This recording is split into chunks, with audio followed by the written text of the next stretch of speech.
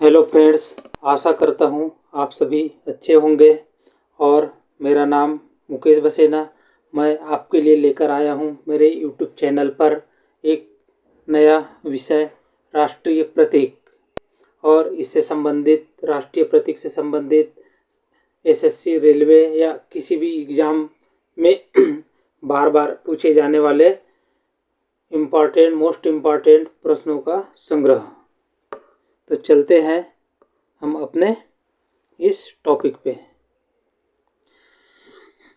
तो फ्रेंड्स, ये जैसा कि स्क्रीन पे आपको दिखाई दे रहा है, सत्यमेव जयते लिखा हुआ है। और जहाँ 3 सिंह दिखाई दे रहा है, पीछे 1 सिंह है। ये हमारा राष्ट्रीय चिन्ह सत्यमेव जयते है। इसके बारे में हम कुछ जानकारी डिस्कस करते हैं। राजकीय चिन्ह सत्यमेव जयते। भारत के राष्ट्रीय चिन्ह को अशोक के सारनाथ स्तंभ से लिया गया है। कहाँ से लिया गया? अशोक के सारनाथ स्तंभ से। और 26 जनवरी 1950 को अपनाया गया। इसी दिन भारत गणतंत्र बना। भारत गणतंत्र कब बना? 26 जनवरी 1950 को। राष्ट्रीय चिन्ह में दिखाए गए सिंह शक्ति, साहस, आत्मविश्वास और गर्व का प्रतीक है। राष्ट्रीय चिन्ह में दिखाए गए बैल और घोड़े का संबंध, बैल का संबंध भारत की कृषि और घोड़े का संबंध औद्योगिक संपत्ति से है। इस प्रकार इसमें 3 चित्र हैं, सिंह, बैल और घोड़ा। राष्ट्रीय चिन्ह में दिखाए गए हाथी को बुद्ध का अवतार माना गया है। इसमें हाथी का चित्र भी है। राष्ट्रीय चिन्ह के नीचे देवनागरी लिपि में लिखा गया आदर्श वाक्य सत्यमेव जयते, जो कि मुंडक उपनिषद से लिया गया है। इसका मतलब है कि सत्य की जीत होती है। सत्यमेव जयते जो है देवनागरी लिपि में लिखी गई है, इसको लिया गया है मुंडक उपनिषद से। राष्ट्रीय चिन्ह का इस्तेमाल सिर्फ शासकीय कामों में किया जाता है। राष्ट्रीय चिन्ह भारतीय मुद्रा पर भी छपा होता है। राष्ट्रीय चिन्ह का दुरुपयोग रोकने के लिए भारतीय राष्ट्रीय चिन्ह दुरुपयोग की रोकथाम एक्ट 2005 बनाया गया था। हमारा अगला राष्ट्रीय प्रतीक है राष्ट्रीय ध्वज, जो कि तिरंगा है। तिरंगा की लंबाई और चौड़ाई का अनुपात 3:2 होता है, 3:2। मतलब यदि लंबाई 3 मीटर है तो चौड़ाई 2 मीटर होगा। इसे अंगीकृत किया गया, मतलब 22 जुलाई 1947 को तिरंगा को राष्ट्रीय ध्वज के रूप में अपनाया गया। इसमें 3 रंग होता है, केसरिया रंग, सफ़ेद रंग और हरा रंग। सबसे ऊपर होता है केसरिया रंग, जो कि ताकत, साहस, बल और बलिदान का प्रतीक है। मध्य में होता है सफ़ेद रंग, जो कि शांति, सत्य और पवित्रता का प्रतीक है। और सबसे नीचे होता है हरा रंग, जो कि शुभ विकास, उर्वरता, समृद्धि और खुशहाली का प्रतीक माना जाता है। और सबसे बीचों बीच में होता है अशोक चक्र, जिसमें 24 तिलियां होती है, जिसकी कलर होती है गहरा नीला। और ये प्रतीक होता है निरंतर प्रगतिशीलता का। राष्ट्रीय ध्वज को बनाने का जिम्मा महात्मा गांधी ने पिंगली वेंकैया को सौंपा था। किसको सौंपा गया था? पिंगली वेंकैया को। और पिंगली वेंकैया जी जो थे, साल 1921 में ध्वज का डिजाइन तैयार किया।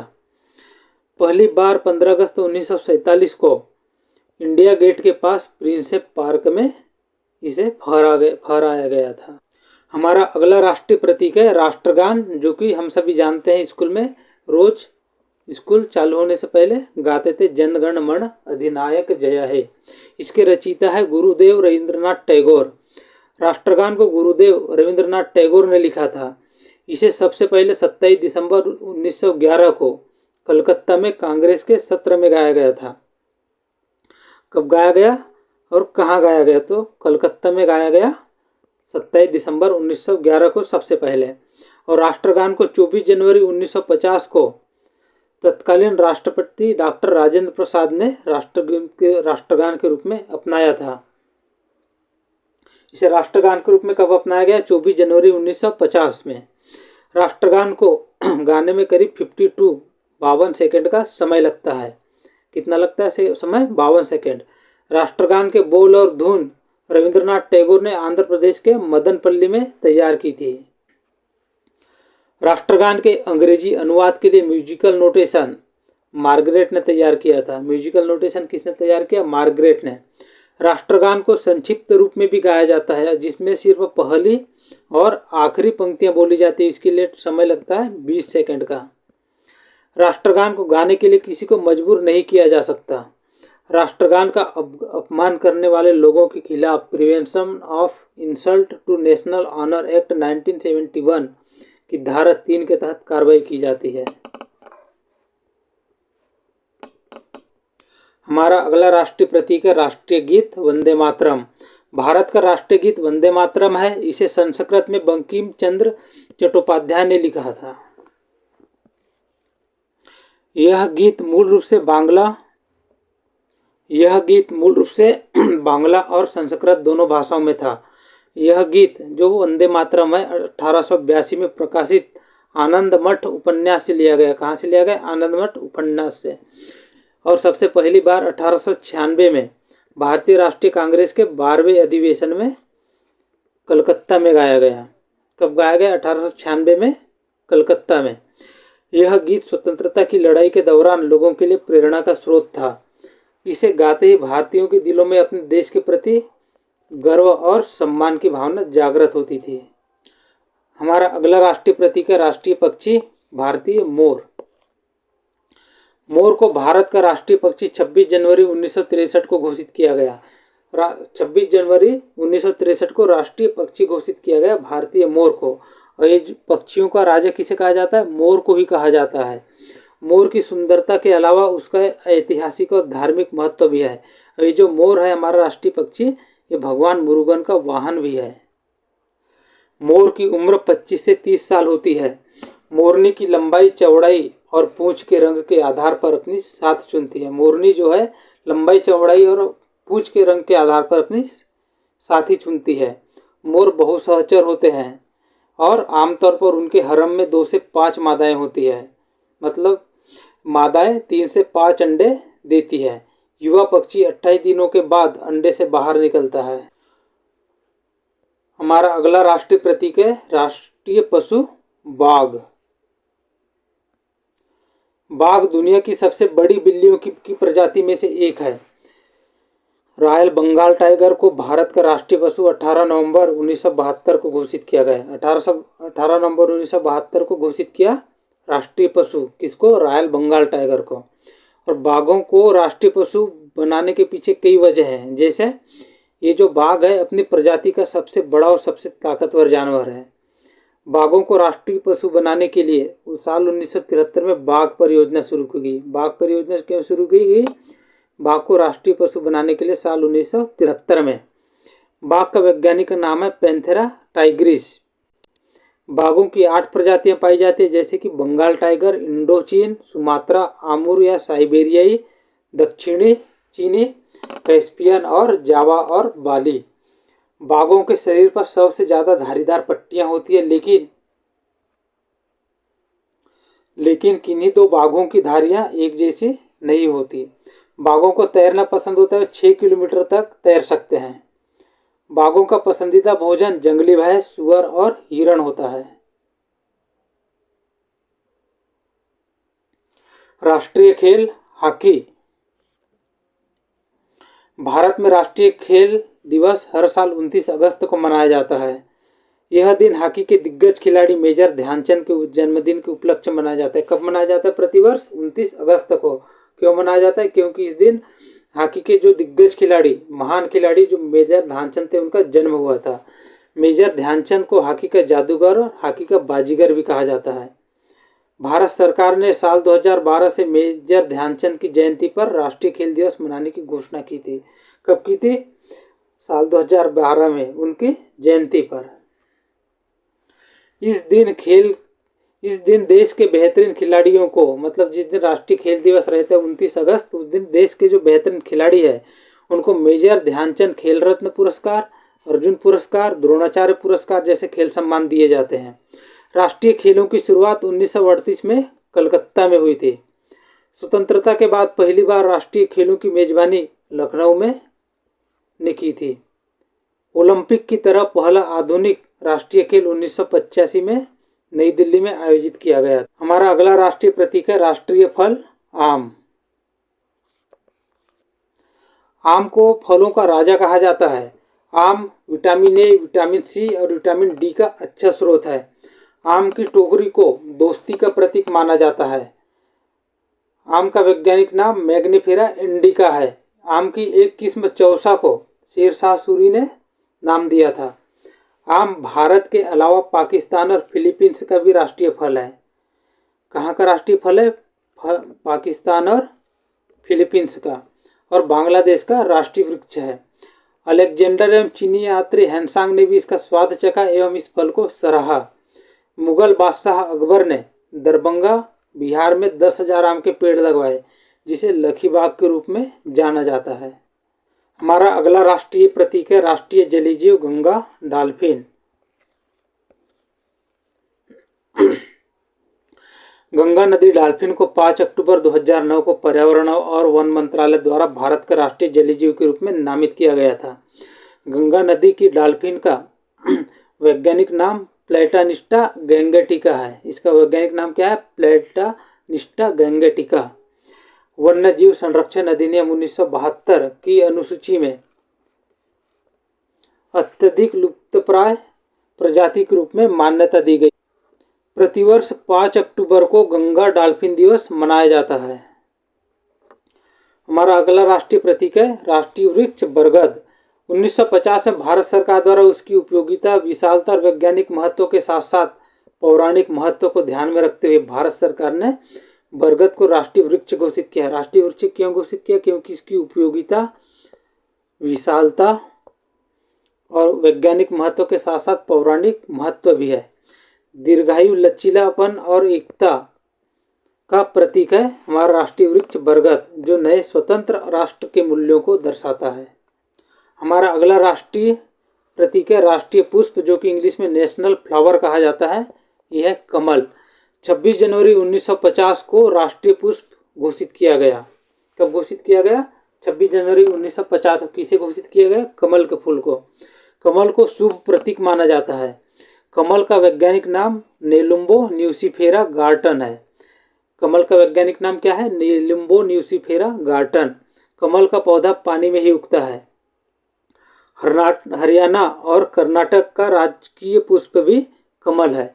कमल को पवित्रता और शुद्धता का प्रतीक माना गया है। किसका प्रतीक है? पवित्रता और शुद्धता। और भारत के राष्ट्रीय पुष्प के साथ साथ किस राज्य का राजकीय पुष्प है? हरियाणा और कर्नाटक का। उपनिषद, रामायण और शास्त्रों में कमल का उल्लेख मिलता है। प्राचीन भारतीय कला और पुराणों में कमल का महत्वपूर्ण स्थान है। हमारा अगला राष्ट्रीय प्रतीक है राष्ट्रीय विरासत पशु, नेशनल हेरिटेज एनिमल, हाथी। भारत सरकार ने एशियाई हाथी को, किसको? एशियाई हाथी को राष्ट्रीय विरासत पशु के रूप में अक्टूबर 2010 में घोषित किया। राष्ट्रीय वन्य जीव बोर्ड की स्थायी समिति ने इस संदर्भ में 22 अक्टूबर 2010 की बैठक में स्वीकृति प्रदान की। और ये जो हाथी है भारत के राष्ट्रीय विरासत पशु के साथ साथ केरल, कर्नाटक और झारखंड राज्य का भी राजकीय पशु है। अब बात करते हैं हमारा अगला राष्ट्रीय प्रतीक राष्ट्रीय मुद्रा भारतीय रुपया। भारतीय रुपये को 15 जुलाई 2010 को डॉलर, यूरो, पौंड और येन की तरह नया प्रतीक मिल गया। रुपये का नया प्रतीक देवनागरी लिपि के र और रोमन लिपि के आर को मिलकर बनाया गया है। इसका सिंबल होता है इस प्रकार। अगला टॉपिक है राष्ट्रीय दिवस। हमारा 3 राष्ट्रीय त्यौहार होता है, राष्ट्रीय दिवस होता है। एक है स्वतंत्रता दिवस, एक गणतंत्र दिवस और एक गांधी जयंती, जो कि प्रतिवर्ष मनाया जाता है। 26 जनवरी को गणतंत्र दिवस मनाया जाता है क्योंकि 26 जनवरी 1950 को हमारे भारत का संविधान लागू हुआ था। 15 अगस्त को स्वतंत्रता दिवस मनाया जाता है क्योंकि इस दिन हमको 15 अगस्त 1947 को ब्रिटिश साम्राज्य से स्वतंत्रता मिली थी। और 2 अक्टूबर को गांधी जयंती मनाया जाता है। 2 अक्टूबर 1869 को महात्मा गांधी जी, जो कि हमारे राष्ट्रपिता है, उनका जन्म हुआ था। अगला राष्ट्रीय प्रतीक है राष्ट्रीय नदी, नेशनल फ्लावर, जो कि गंगा नदी है। गंगा नदी भारत की सबसे लंबी नदी है, जो पहाड़ों, घाटियों और मैदान पर 2525 किलोमीटर की दूरी तय करती है। भारत की राष्ट्रीय नदी क्या है? गंगा नदी। और ये भारत की सबसे लंबी नदी कौन सी है? गंगा नदी है। और इसकी लंबाई है 2525 किलोमीटर। गंगा नदी का उद्भव, इसका उद्गम होता है गंगोत्री हिमनद से। कहाँ से होता है? गंगोत्री हिमनद। और इसे वहाँ पे किस नाम से जाना जाता है? तो भागीरथी के नाम से जाना जाता है। गंगा का समतल मैदान विश्व के सबसे उपजाऊ मैदानों में से एक है, जिसका विस्तार लगभग 1 लाख वर्ग किलोमीटर क्षेत्र में फैला है। राष्ट्रीय पंचांग, नेशनल कैलेंडर।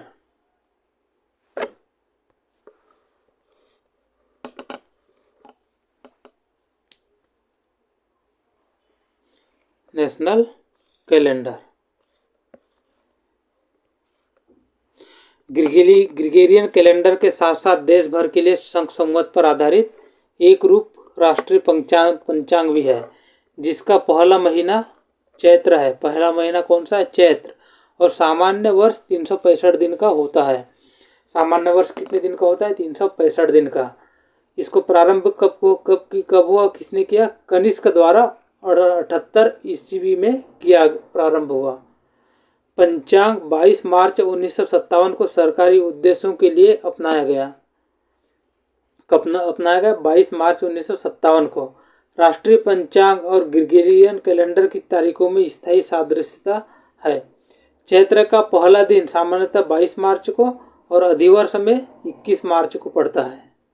क्षेत्र में फैला है। अब हम चलते हैं प्रश्न बैंक की ओर, जो कि अनेक प्रकार, मुख्यतः SSC, railway, RRB, NTPC, one day exam, सभी स्टेट के, सीएपीएफ, इन तरह के, या पीएससी, कुछ हद तक यूपीएससी में भी यहाँ के सवाल आते रहते हैं। इसको ध्यान से बनाने की कोशिश करना। ये लगभग अभी इससे कुछ समय पहले समझाया जा चुका है, आपके सामने आ चुका है चित्र के साथ। पहले क्वेश्चन पे हम चलते हैं। भारतीय ध्वज संहिता के अनुसार राष्ट्रीय ध्वज की लंबाई और चौड़ाई का अनुपात क्या होगा? इसका अनुपात होगा 3:2। भारत के राष्ट्रीय ध्वज की चौड़ाई और लंबाई का अनुपात क्या होगा? तो ये पहले में दिया है लंबाई चौड़ाई का अनुपात, और जबकि दूसरे में दिया है चौड़ाई और लंबाई का अनुपात। तो चौड़ाई और लंबाई का अनुपात होगा 2:3, ऑप्शन बी। अगला प्रश्न है, भारत के राष्ट्रीय ध्वज के मध्य में बने धर्मचक्र का रंग क्या है? तो जो धर्मचक्र का रंग है, ऑप्शन दिया समुद्री नीला, गहरा नीला, काला और हरा। तो इसका उत्तर होगा ऑप्शन बी, गहरा नीला। अगला प्रश्न है, भारत के राष्ट्रीय ध्वज के चक्र में कितनी तीलियां हैं? तो भारत के राष्ट्रीय ध्वज के चक्र में 24 तीलियां हैं। कितनी तीलियां हैं? 24। तो ऑप्शन होगा डी। अगला प्रश्न है, स्वतंत्र भारत के राष्ट्रीय ध्वज का डिजाइन निम्नलिखित में से किसने बनाया था? ऑप्शन दिया है महात्मा गांधी, बंकिम चंद्र चटर्जी, रविंद्रनाथ टैगोर और पिंगली वेंकैया। तो इसका सही आंसर होगा पिंगली वेंकैया, ऑप्शन डी। अगला प्रश्न है, भारत का राष्ट्रगान, नेशनल एंथम क्या है? तो भारत का राष्ट्रीय गान है जनगण मन, हर किसी को याद है। अगला प्रश्न है, भारत के राष्ट्रीय गान के रचयिता कौन है? तो भारत के राष्ट्रीय गान के रचयिता है रविंद्रनाथ टैगोर, ऑप्शन बी। अगला प्रश्न है, राष्ट्रीय गान जनगण मन सर्वप्रथम कब और कहाँ गाया गया? ये इससे पहले आ चुका है। राष्ट्रीय गान जनगण मन सबसे पहले 1911 में गाया गया और इसको कलकत्ता में गाया गया कांग्रेस के अधिवेशन में। अगला प्रश्न है, भारत के राष्ट्रीय गान जनगण मन को संपूर्ण गाने में कितना समय लगता है? तो इसके लिए समय लगता है 52 सेकेंड। अगला प्रश्न है, भारत का राष्ट्रीय गीत कौन सा है? भारत का राष्ट्रीय गीत है ऑप्शन सी, वंदे मातरम। अगला प्रश्न है, भारत के राष्ट्रीय गीत के रचयिता कौन है? तो उत्तर होगा बंकिम चंद्र चटर्जी, उत्तर होगा ऑप्शन बी। अगला है, भारत के राष्ट्रीय गीत के गायन की अवधि है? तो भारत के राष्ट्रीय गान के गायन की अवधि है ऑप्शन सी, 65 सेकेंड है। भारत का अगला प्रश्न है, भारत का राष्ट्रीय गीत वंदे मातरम सर्वप्रथम कब गाया गया? तो भारत का जो राष्ट्रीय गीत है वंदे मातरम सबसे पहले 1896 ईस्वी में गाया गया, उत्तर होगा ऑप्शन बी। अगला प्रश्न है, भारत का राष्ट्रीय गीत वंदे मातरम किस ग्रंथ से संकलित है? वंदे मातरम किस ग्रंथ से संकलित है? इसका उत्तर होगा ऑप्शन डी, आनंद मठ। अगला प्रश्न है, आकाशवाणी और दूरदर्शन के दैनिक कार्यक्रमों की शुरुआत किससे होती है? ये शुरुआत होती है राष्ट्रगीत से, ऑप्शन बी। अगला प्रश्न है, सारनाथ स्थित राष्ट्रीय स्तंभ का कौन सा भाग राष्ट्रीय प्रतीक चिन्ह के रूप में लिया गया है? उत्तर होगा ऑप्शन ए, शीर्ष भाग। अगला प्रश्न है, निम्नलिखित में से किस पशु को भारत के राष्ट्रीय प्रतीक के रूप में स्थान नहीं मिला है? इसका उत्तर होगा बी, ऑप्शन ऊंट। अगला प्रश्न है, भारत के राष्ट्रीय प्रतीक चिन्ह में कितने शेर दिखाई देते हैं? तो आप देख सकते हैं कितने शेर दिखाई दे रहे हैं? 3, किंतु इसमें वास्तव में मूल जो है इसमें 4 है, जो कि एक पीछे है, आगे पीछे और आजू बाजू। तो इसका उत्तर होगा ऑप्शन 3, ऑप्शन सी, 3। अगला प्रश्न है, भारत का राज्य चिन्ह अशोक महान द्वारा सारनाथ में स्थापित सिंह स्तंभ से लिया गया है। इस राज्य चिन्ह के मूल स्तंभ में कितने सिंह है? तो जो मूल स्तंभ में जो सिंह है उसकी संख्या है ऑप्शन सी, 4। भारत के राष्ट्रीय संवत के रूप में किस संवत को मान्यता प्रदान की गई है? तो इसमें मान्यता प्रदान की गई है शक संवत, ऑप्शन बी। अगला प्रश्न है, भारतीय राष्ट्रीय कैलेंडर का प्रथम महीना कौन सा है? तो इसका उत्तर होगा ऑप्शन सी, पौष। इसका उत्तर होगा ऑप्शन सी नहीं होगा, इसका प्रथम महीना सही आंसर होगा ऑप्शन डी, चैत्र। अगला प्रश्न है, शक संवत पर आधारित राष्ट्रीय पंचांग का अंतिम मास क्या होता है? मतलब इसमें अंतिम महीना कौन सा है? तो इसका उत्तर होगा अंतिम महीना, उत्तर होगा ऑप्शन डी, फाल्गुन। अगला प्रश्न है, भारत का राष्ट्रीय पशु है? भारत का राष्ट्रीय पशु है ऑप्शन सी, बाघ। अगला प्रश्न है, बाघ से पूर्व भारत का राष्ट्रीय पशु क्या था? तो बाघ से पहले भारत का राष्ट्रीय पशु सिंह था, उत्तर होगा ऑप्शन सी। अगला प्रश्न है, भारत का राष्ट्रीय पक्षी नेशनल बर्ड क्या है? ऑप्शन दिया मयूर, तोता, बाज और कबूतर। तो फ्रेंड्स इसका सही उत्तर होगा ऑप्शन ए, मोर, जैसा कि आप चित्र में देख सकते हैं। अगला प्रश्न है, भारत का राष्ट्रीय आदर्श वाक्य, भारत का राष्ट्रीय आदर्श वाक्य क्या है? तो राष्ट्रीय आदर्श वाक्य है सत्यमेव जयते, ऑप्शन ए। अगला प्रश्न है, भारत का राष्ट्रीय धरोहर पशु निम्नलिखित में से कौन सा है? तो इसका उत्तर होगा बी, ऑप्शन बी, हाथी। अगला प्रश्न है, निम्नलिखित में से कौन सा भारत के सारनाथ में सिंह स्तंभ का घटक नहीं है? तो इसका उत्तर होगा सिंह स्तंभ का घटक नहीं है, इसका उत्तर होगा ऑप्शन सी, दक्षिण दिशा को दर्शाती हुई नक्काशीदार गाय।